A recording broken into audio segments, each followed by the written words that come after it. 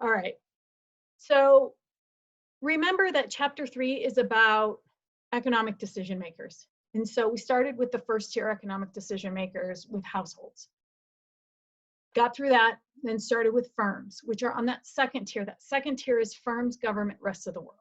So we started with firms, got mostly through firms.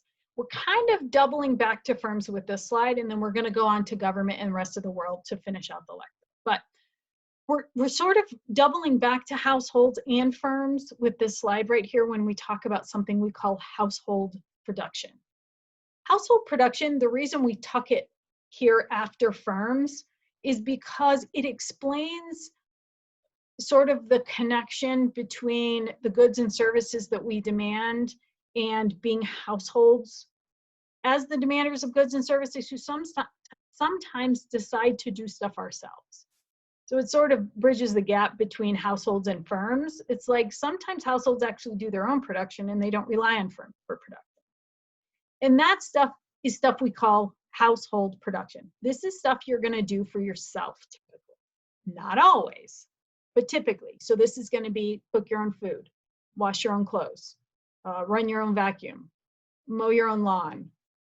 That's all going to be stuff that typically falls under this category of household production.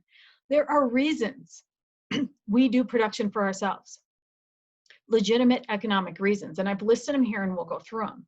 But there are some households that don't. There are some households that don't mow their own lawn, some households that don't cook their own food, right? And we'll talk about why those people are different. But it's sound economic reasons either way, no matter what choice we make. But let's talk about the reasons people do their own household production, okay? So the first thing, and this is kind of hard, it's kind of wordy, but I'll explain to you what this means. The first reason we do household production is because the opportunity cost is below market. So what that means is, if I see somebody out mowing their lawn, yeah, they might enjoy it. And that might be the reason they do it. But I think for most people, the reason they do it is because they've done an analysis about their time. When I say they've done an analysis about their time, what I mean is they've thought about how much it would cost them to have somebody do that for them. And let's say in the case of a lawn, it's 30, 40 bucks, something like that. What that person is saying is that the amount of time, 20, 30 minutes, however long it takes them to mow the lawn, isn't worth that amount of their own time isn't even worth $30 or $40.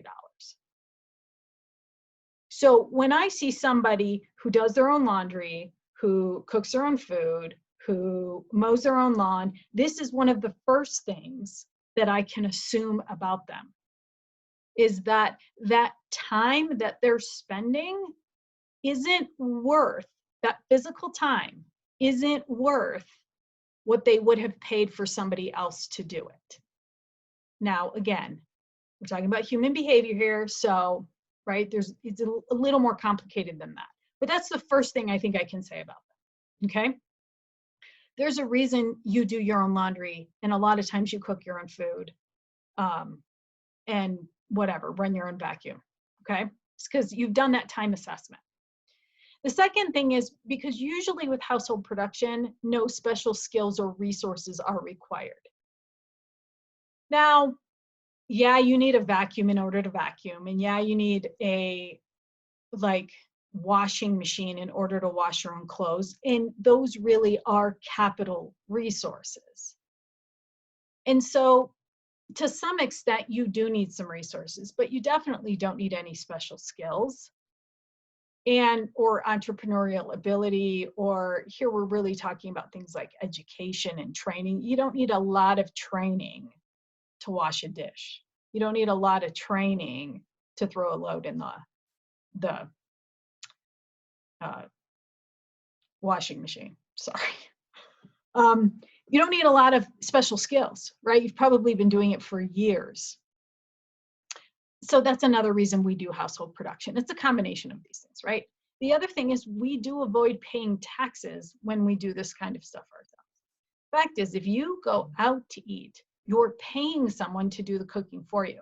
and you are going to have to pay taxes on that particular service. If you do it yourself, you don't have to pay any tax on it because you're doing it yourself, right? You weren't paying anybody. There wasn't a bill that they could add tax to. This next thing, reduced transaction costs, is interesting. Transaction costs by definition are the time and energy that you spend like doing something,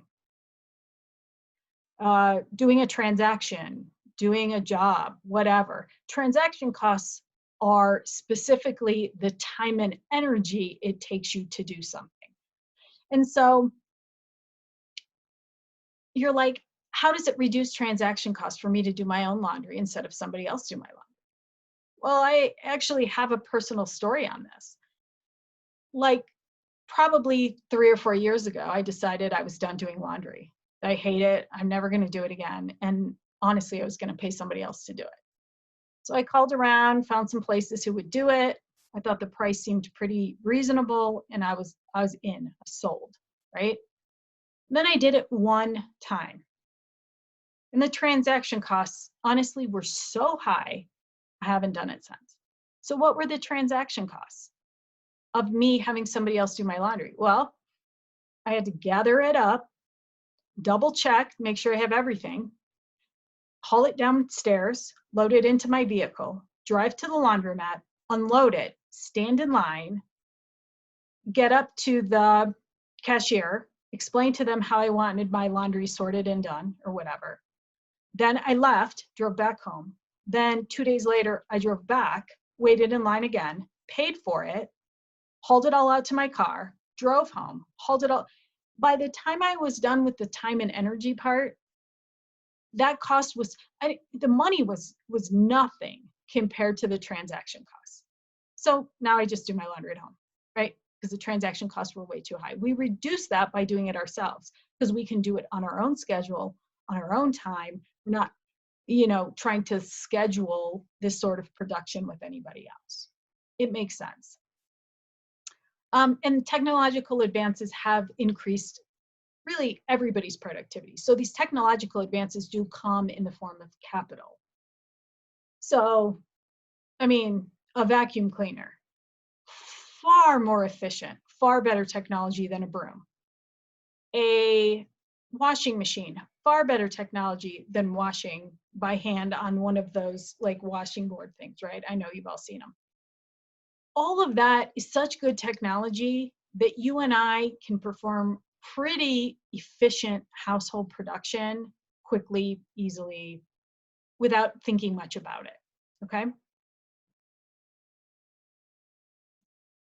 All right, so now we've covered households, we've covered firms, and now we're gonna go on to that third, which falls in that second tier with firms, right?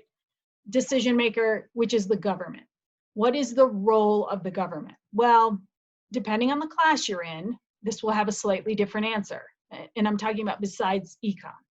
But the economic answer is to intervene in the case of market failure. So to get involved in markets that would yield socially undesirable results if the government didn't get involved. So market failure occurs. By definition, market failure it occurs when unregulated markets that the government hasn't intervened in, would yield socially undesirable results. What markets would actually experience market failure if the government didn't get involved? What are some good examples? Remember, I can't see the chat box for whatever reason.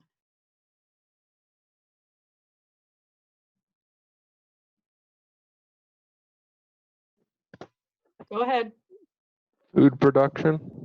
Food production, that's a great example, right? We actually do want somebody overseeing food production, food safety, food regulation. Absolutely. What else?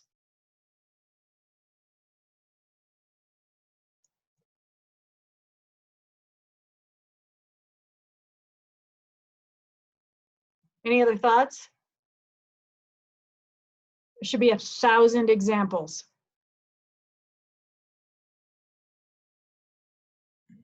Antibiotics. Thank you. Yeah. So the Food and Drug Administration covers both of those, right? It covers food and food production. And then we want our drugs to be tested. We want them to have certain safety standards before you and I Would get the FDIC fall under that?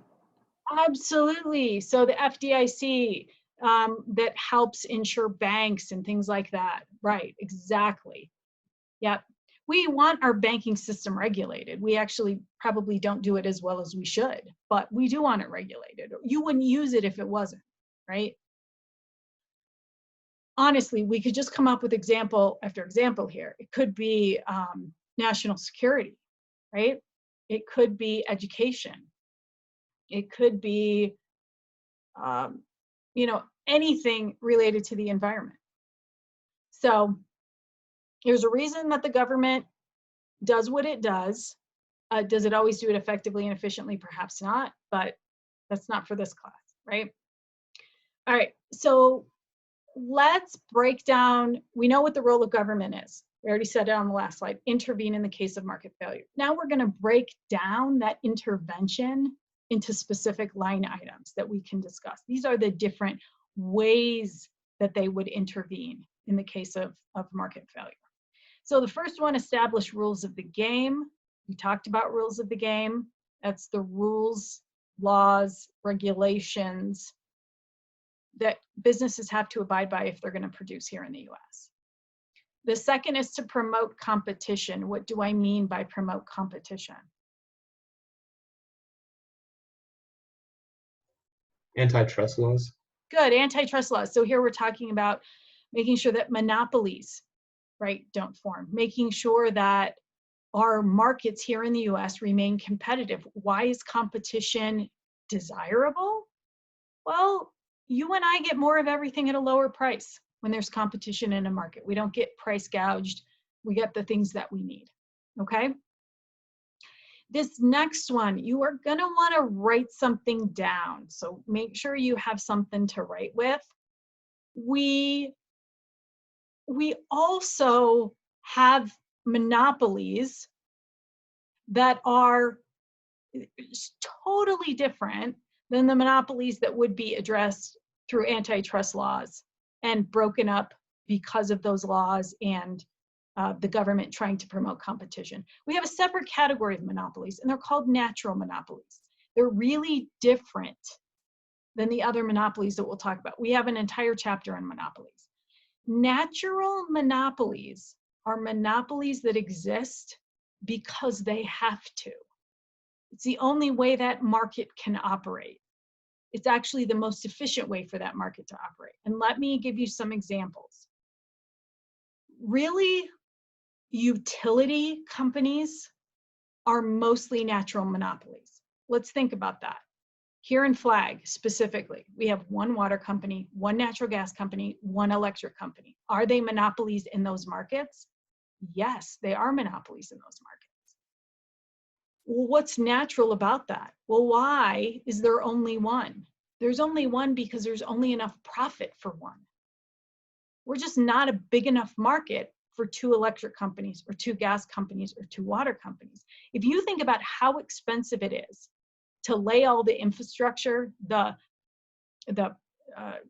processing plants or generation plants, all of the wires or the pipes, depending on the type of utility, by the time you run all of that, it's actually really hard to make a profit in those industries. And so another one just can't come along and like swoop in. It's not that kind of a market.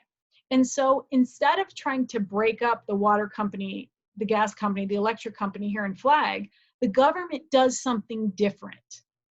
They regulate. And when I say regulate, they keep the prices low enough in that there's actually a price cap in those markets.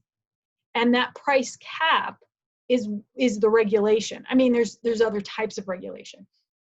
But when we talk about the monopoly piece of it, the competition piece of it, the government allows those monopolies to earn a profit because that's how we keep them in business. And we need a water company, a gas company, but it limits the amount of profit. Doesn't allow them to charge whatever they want for water, gas, etc., because that would yield a socially undesirable result. So make sure you understand that the government does not break up natural monopolies. They regulate them. They're a good thing. Natural monopolies are a good thing. They're very different than a regular monopoly, okay? Again, we'll cover this more later, but I just have a feeling there's an exam question. They provide public goods.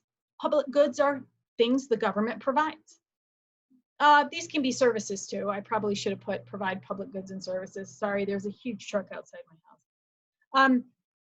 Provide public goods and services. Here we're talking about things like roads, national security, national parks. Those kinds of things are public goods. They're things that are maintained really for all of our benefit. The other thing they do is deal with externalities. An externality, by definition, is the impact on a third party of a two-party transaction. So it's basically a third uninvolved party has to deal with the result of some other transaction that they weren't involved in. A lot of times when we talk about this in econ, we talk about the environment. It's not always environmental. But from a business standpoint, a lot of the externalities that the government has to deal with in business, in firms, in markets, has to do with environmental externalities. So here we're talking about noise pollution, water pollution, air pollution.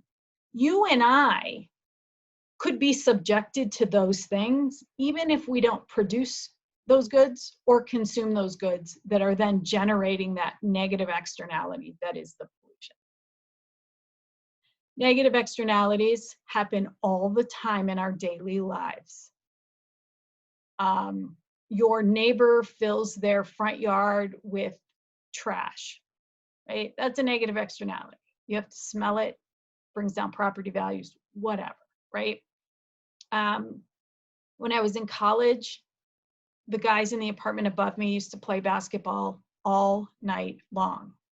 Definitely a negative externality, right? We do have positive externalities, and the government deals with those too. And one of the examples that we use for positive externality is usually education. It benefits me personally, and as all of us as a society, if we educate children, because they're more productive, right? Productivity is a good thing in a society. They commit less crimes. They usually use less government resource. So there's all of these really beautiful things about education that provides positive externalities, and the government hopefully recognizes that education's valuable and diverts resources that way. We know that that doesn't always happen, but it's the government's job to deal with externalities, especially in a business environment. But if you think about, your local police or fire department, folks like that should theoretically be helping deal with externalities too. And they're a branch of the government, right? Or government entity or bureau. The next one is going to be a more equal distribution of income.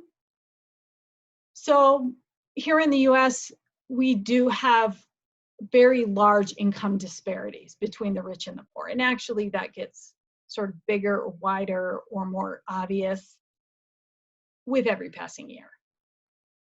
And the government, and we talked about this, right, with those cash transfers, it is part of the government's role to try and redistribute some of that income, theoretically take more from the rich who can afford it, who won't feel it as much, and give it to those people with few resources, who need it, who are going to spend it, who actually use it to stimulate the economy. And an interesting thing happens when people have a lot of money. I've read lots of studies on it, and there's some really interesting things that you may not have thought of, is that every person really only eats 3 meals a day. Yeah, you can spend more on those meals if you have more money, but that's really all you're eating. You really don't eat a lot more than that. And there just comes a point where people who have a lot of money almost have too much to spend, right? They have everything they want, and they just have like idle money that doesn't necessarily stimulate the economy.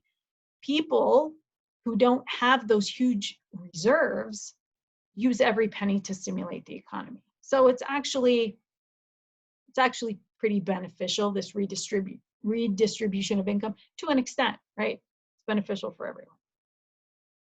And then this last one is very macroeconomic, takes us back to that PPF, right? Utilizing resources, promoting economic growth, and keeping prices stable, keeping inflation or deflation from happening at a level that is harmful or not sustainable.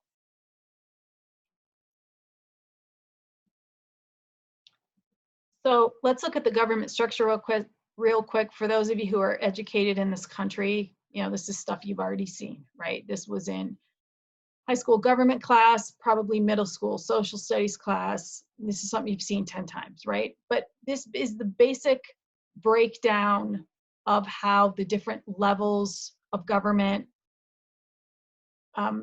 are sort of given those roles, the roles that have been given to those three different levels of government in terms of trying to keep as many of those markets from experiencing failure as possible, right? So we've distributed them to different branches, different levels of government. So we have the federal government, right? They provide the big things: national security, economic stability, and market competition, things we already talked about, right? State government is more responsible on the education front for higher education, specifically in colleges, things like prisons, highway maintenance, and social welfare in terms of like a lot of welfare systems are state determined and state run welfare systems. And then the local government oversees things like elementary schools and high schools, police, fire, emergency services, and things like that. So all of those roles have been broken down, right? Make it a little bit, it makes more sense this way, right? For local governments to be involved in more local decision making. We like it that way, right? So here is a little bit of a discussion on government revenues. So the government, besides borrowing money, we know they borrow a lot of money, they do bring in money too. Not enough, but some.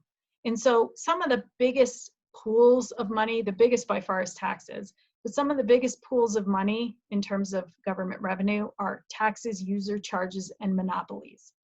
So taxes by far the largest. You can see that we've broken it down by types of tax and where those taxes flow in terms of which level of government they would flow to sustain what types of government activities.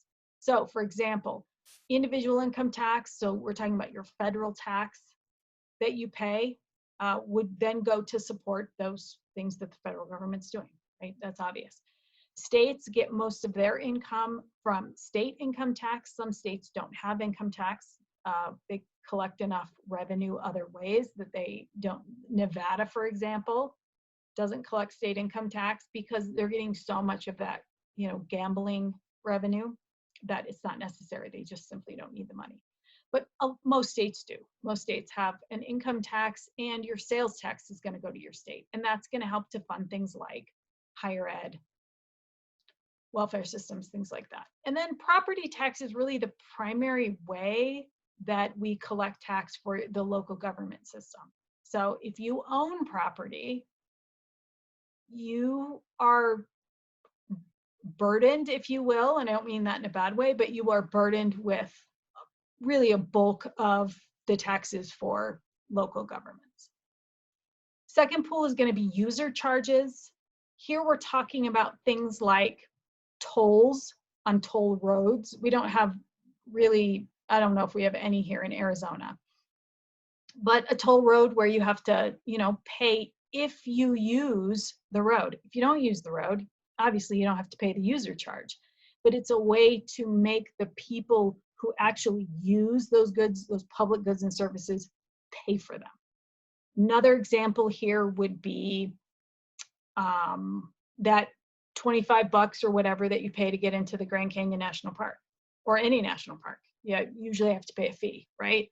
And so that really makes the users of those goods responsible for supporting them. And we call those user charges.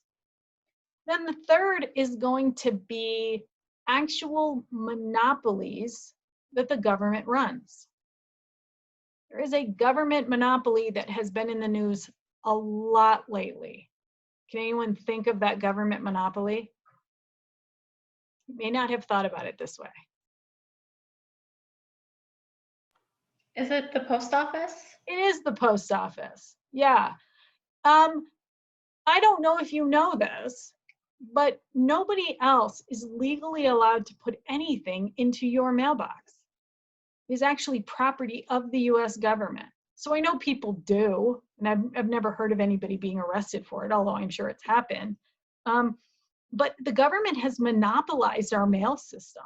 Yeah, we have FedEx. Yeah, we have UPS that deliver packages and envelopes, but at a much higher charge, and someone actually physically has to get out of the vehicle, right? This takes time and energy, and come up and deliver it to your door, where a mail person has the right, because it's monopolized, to put a box in front of your house and use it, drive up to, and deliver mail.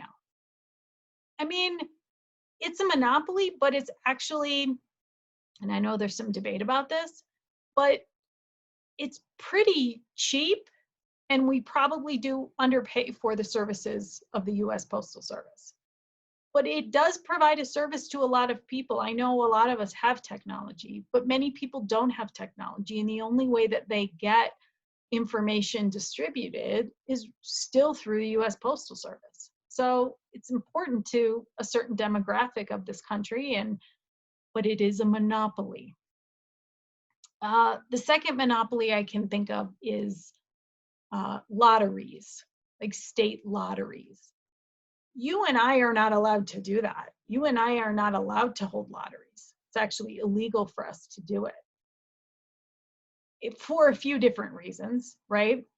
But one of the reasons is because the state wants to monopolize it and keep it for themselves. A lot of state revenue is generated through local lotteries.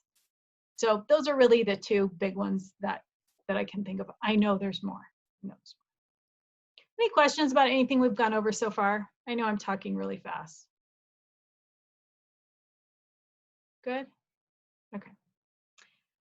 All right, so these next two can be kind of confusing. These next two slides. This first one is on something we call tax principles. So these are kind of tax theories, if you will, that we use to determine who should pay tax. And those tax principles really come in two basic forms. And that's, we either make people pay if they have the ability to pay, or we make people pay if they receive the benefit from that public good or service. Now, the first one's much more common because it really is how we collect most of the tax revenue here in the US. And that is the ability to pay tax principle. And this tax principle says that people who can afford it should pay more tax, period, to support public goods and services. And this holds true in a big way in our personal income tax. The more money you make, the higher percentage of your income you pay in taxes. And if you own property, chances are, right, you're paying property taxes, and that's going to be a huge, probably the most important source of revenue for a local government.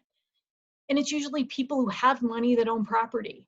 And so it's sort of intuitive, but it's how we collect most tax revenue here in this country. Now, those fees at the gate of the national park, or those toll fees on roads or bridges or things like that, those are also considered a tax of sorts. And so when we think about the benefits received tax principle, that's really how we would apply that principle, or that's where we've applied that principle, is on those two particular examples, because you really only have to pay if you go to the Grand Canyon. People who don't go to the Grand Canyon don't have to pay that extra tax, if you will. I know we sort of separate it into user fees, but it is a tax. And if you don't take those roads, you don't have to pay the fees, right? And a lot of times you have a choice when it comes to toll roads. You can choose the nice new fancy road where you have to pay, $1.50, or you can use the old, less efficient, 2-lane, much slower road. You don't have to pay anything. So a lot of times people aren't forced onto a toll road. You actually have options, right? And if you choose to take that nice new road, you receive the benefit of it, and you should then be the one who has to pay for it. So a lot of times, especially in states where there's budgeting problems, it's how they physically pay for that road. They borrow money through issuing public bonds. So they borrow money from the public in order to put in that road, and the way they pay it back is through these user charges, and it's the only way it could exist, okay? But if you receive the benefit, you should have to be the one to pay for it. It's just two ways to apply taxation. All right, and now let's talk about something called tax incidence. It's really a continuation of the earlier discussion, okay? First, we got to decide what is our tax principle, how are we going to apply taxes, and then tax incidence is who bears the burden, which is really what the previous slide was about too, right? But there's two of those, and then the tax incidence, how we decide who's going to bear the burden. If we decide to tax personal income, which we do here in the US, but if a country decides to tax personal income, how you would do it. You have choices on how you would distribute those tax incidents. So the first way is through proportional taxation, which is a flat tax, which means everybody pays the same percentage. So our personal income tax system is not proportional. We don't have a flat tax, right? But the one flat tax we do have that we apply here in this country is sales tax. The rich don't pay a higher sales tax percentage. Yeah, they might buy more and pay more in sales tax, but our percentages are the same. So somebody who has $10 in their bank account and somebody who has $10 million in their bank account still pay the same percentage in sales tax. That would be considered a flat tax or a proportional tax. Now, this middle one is probably the most important because it's how we generate most tax revenue here in this country, and that's through income taxation.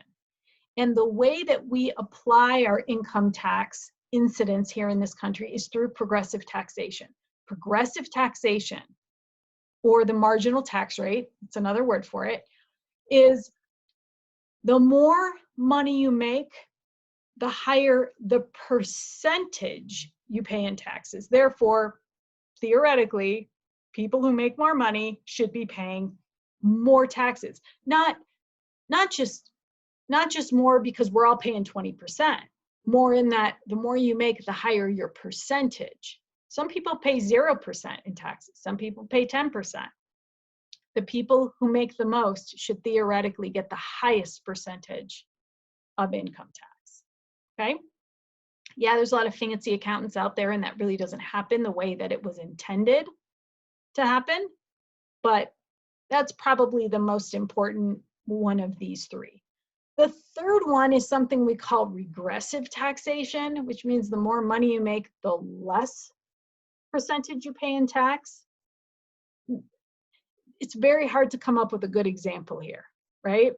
Except unemployment is kind of a good example, because you pay unemployment tax or buy unemployment insurance out of your paycheck. Well, you hit a certain threshold, and I can't remember exactly what it is. I want to say it's 60,000, but I'm not sure, where the government's actually not going to insure your income any higher. And so there's no reason for you to be charged higher unemployment taxes above and beyond that, because the government's not actually going to insure that when it comes to unemployment. It's not like you can get unemployment to replace a $250,000 a year salary. It's just not going to happen. The government's not willing to do that.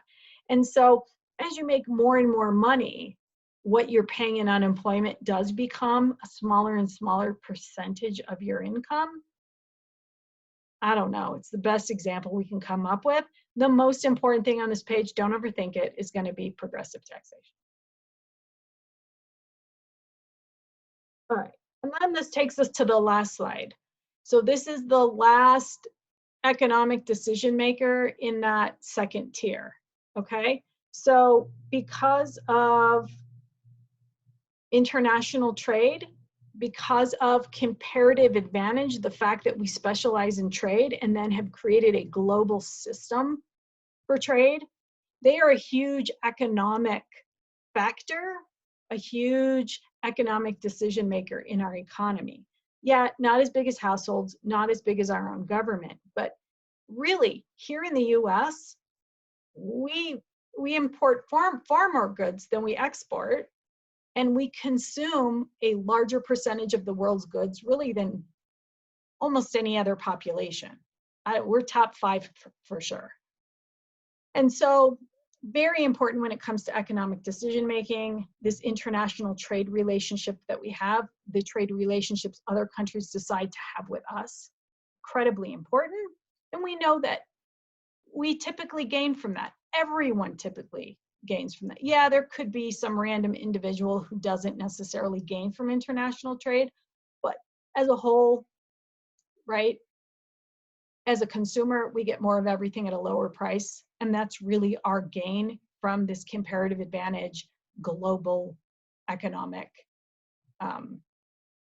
analysis that we would do when we decide that they're a pretty big economic decision maker. One thing that we're just going to talk about briefly that we will cover again in the last chapter of the semester is trade restrictions. This is a highly political discussion, trade restrictions, restricting trade with other countries. We do it all the time. There are very few legitimate reasons why, from an economic perspective, we should restrict trade with other countries. We do it all the time though. You actually pay a higher price for most goods than you should. And you get less than you should because the US government has imposed trade restrictions. Again, we'll get to that. There's a lot of different theories. Politicians throw around a lot of different reasons why they're a good thing. But when you look at it from a strictly economic perspective, there's not a lot of good to be found in trade restrictions. There's a little bit. And again, we'll cover that later. But that really kind of gives you a more in-depth look at the big economic decision makers that we have in our economy. That is all